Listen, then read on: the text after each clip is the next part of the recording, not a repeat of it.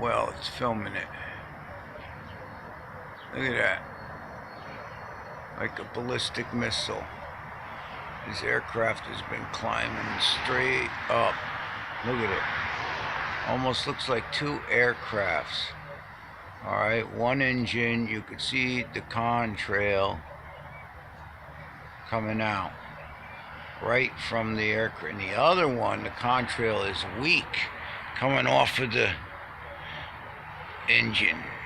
But it's like two different temperatures. One engine's burning one thing and the other one's burning something else.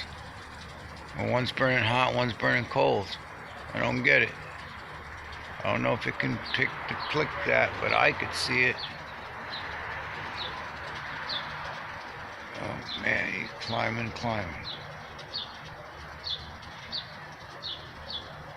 don't know what kind of aircraft.